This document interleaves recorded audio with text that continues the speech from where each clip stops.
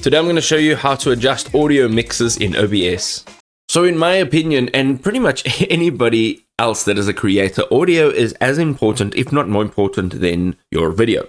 So under your audio mixer, we have a few options, okay? So you can, of course, add additional sources here if you would like to, but for now, what we are going to be doing is currently looking at our sources. So we have this icon over here that will mute your sources. So let's say I would like to capture the audio of something that is on my desktop that is playing.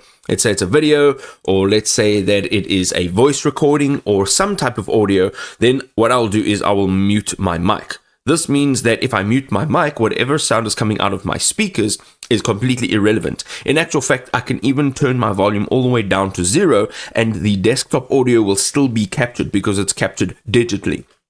If I want to not capture the desktop audio, I want to put the desktop audio on mute and make sure that all of the sound that's been recorded is coming through my microphone. Then we have these three dots over here. We can go and we can lock our volume as is right now.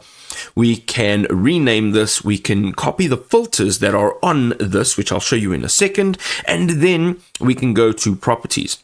Now, your properties basically will allow you to just choose the device that it's capturing from. So right now, my mic or my aux cable, this is coming in from my microphone right now. Okay.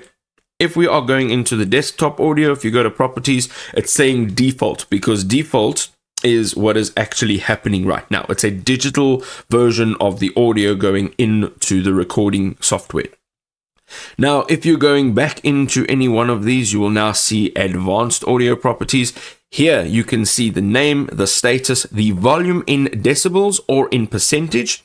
You can also change it to mono. You can change the balance of the input, the sync, offset, and then your audio monitoring. Now, audio monitoring will allow you, if you want to hear yourself, to actually turn this on. So you'll go monitor only, and this will mute the output. Or you say monitor and output. This means that you can speak, and if you're using a set of headphones, you'll be able to hear yourself at the same time. And this is advised if you're doing this to use headphones. For now, we're going to leave that off, and then you can choose your track number, and that's not a big deal either. Now, the next thing that I want to show you is the filters. Go into the three dots, hit filters. Now you can see what you're hearing right now will be because of all of these filters. It's a result of adding gain, noise suppression, a 3-band equalizer, and this is how I have set up my audio. So what you're hearing now is the result of all of these filters. Now, if you'd like to add additional filters on there, go ahead, click on the plus icon and look through the filters that are available and go ahead and apply them.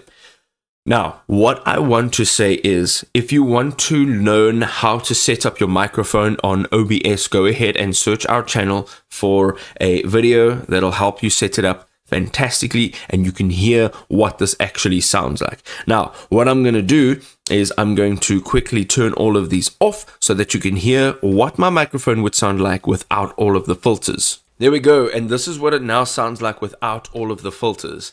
This is a huge difference. You can hear absolutely everything around me, my chair squeaking, thingies on my table, my mouse clicks, absolutely everything. So this really does help to set this up properly. Let's put these guys back on and let's go back out of here. Right, now you can see that your audio mixer is extremely important, and this is exactly how you can actually control it and set it up.